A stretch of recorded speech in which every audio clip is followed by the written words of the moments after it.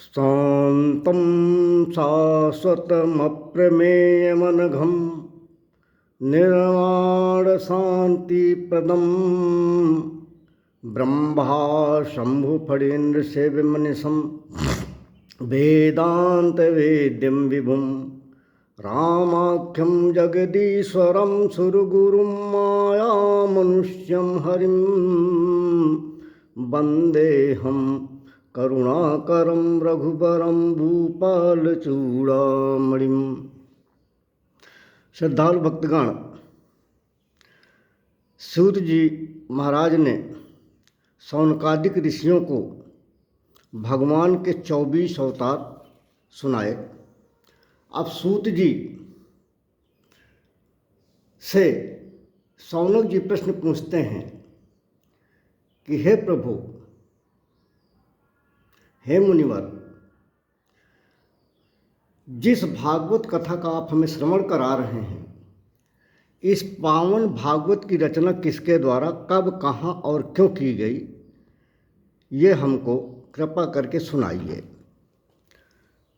तब सूत जी कहते हैं कि द्वापरे समनुप्राप्ते तृतीय युग पर्यये जातः पराशराद्योगी वासाव्याम कलया हरेः। सूत जी कहते हैं कि हे शौनक जी, इस वर्तमान चतुर्युगी के तीसरे युग द्वापर में महर्षि पाराशर के द्वारा वसुकन्या माता सत्यवती के गर्भ से भगवान के कलावतार योगीराज व्यास जी का जन्म हुआ। महर्षि व्यास जी की दृष्टि अचूक थी। वे भूत और भविष्य के बारे में जानते थे।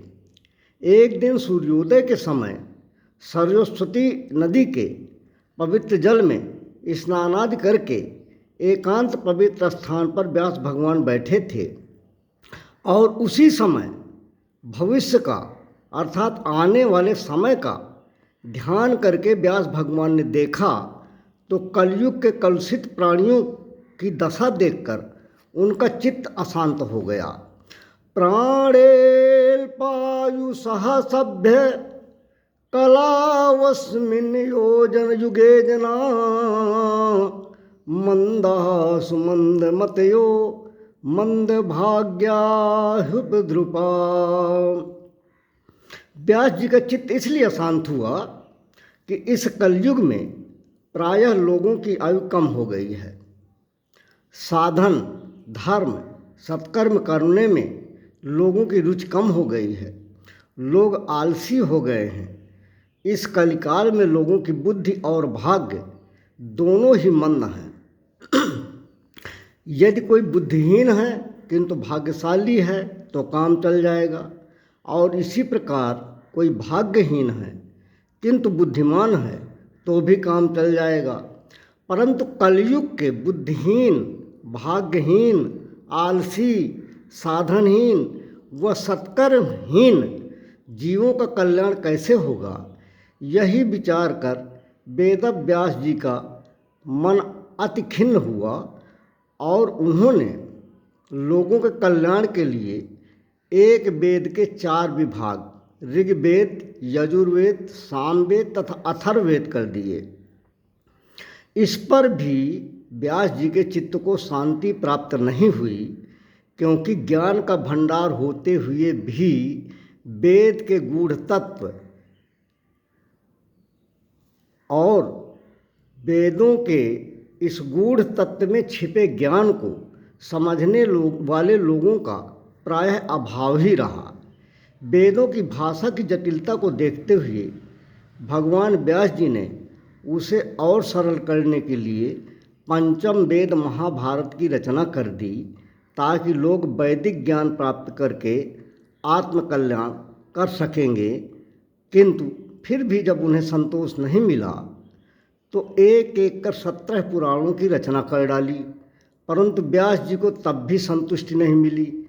व्यास भगवान अपने चित्त में व्याप्त असंतोष के कारण व उसके निवारण के संबंध में सोच ही रहे थे, तभी अचानक बीड़ा की तान से लयबद्ध भजमन नारायण का संकीर्तन करते हुए नारद जी व्यास भगवान के पास पधार गए। आइए हम आप भी नारद जी के संकीर्तन में अपना स्वर मिलाते हैं। सीताराम कहो, राम कहो मेरे भाई, सीताराम कहो, राम कहो मेरे भाई।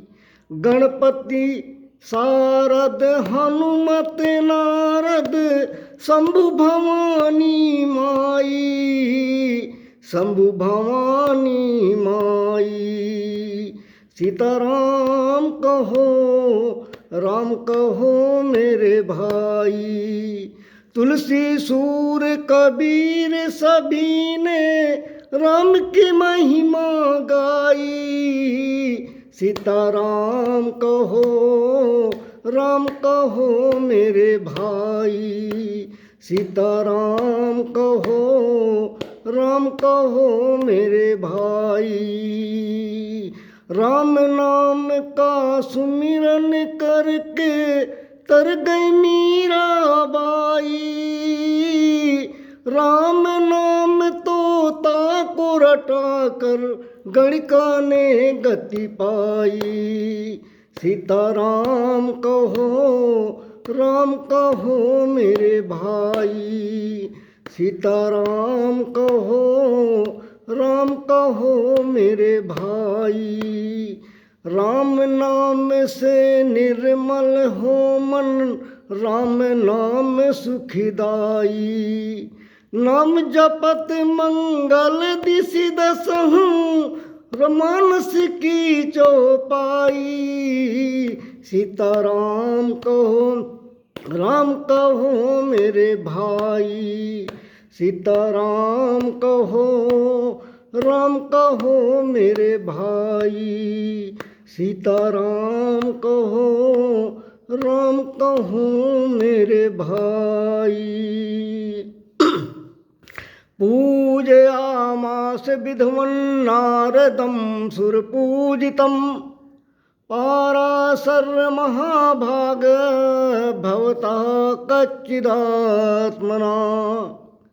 देवर्षि नारद जी को पधारे देख व्यास भगवान उठकर खड़े हो गए और देवताओं में भी परम पूज्य देवर्षि नारद जी का महर्षि व्यास भगवान ने पाद अर्ध और आचमन आदि के द्वारा विधिवत स्वागत किया और उनको पवित्र आसन में आसीन कराया। तब नारद जी मुस्कुराते हुए पूछे कि हे पाराशर नंदन व्यास जी, आपका मुख मलिन क्यों दिखाई दे रहा है? आपके धर्म कर्म पूजा भगवत सेवा आदि तो सब ठीक चल रहा है। व्यास जी बोले कि हे नारद जी, आपने जो पूछा वो तो मेरा सब सही चल रहा है, किंतु मैंने प्राणियों के कल्याण के लिए एक वेद के 4 वेद किए, पुराणों व बड़े बड़े ग्रंथों की रचना की है। इसके बावजूद मेरा चित्त प्रसन्न नहीं है। ऐसा अनुभव होता है कि जितना अभी तक मैंने समाज के लिए, प्राणियों के लिए किया है वो संतोषजनक नहीं है। मेरे मन में यह असंतोष है और इस असंतोष का कारण मैं स्वयं भी बता नहीं सकता। इसलिए हे देवर्षि, आप कृपा कर इसका समाधान कीजिए। सूत जी कह रहे हैं कि तब नारद जी व्यास जी से बोले। श्री नारद उवाच भगवानुदितं प्रायं यशो भगवतो मलं, येन वासो न तुष्येते मन्ये तद्दर्शनं खिलम्। यहाँ यह ध्यान देने की बात है कि श्रीमद् भागवत जी के प्रथम स्कंध के 5वें अध्याय में भगवान व्यास जी व देवर्षि नारद जी का संवाद है।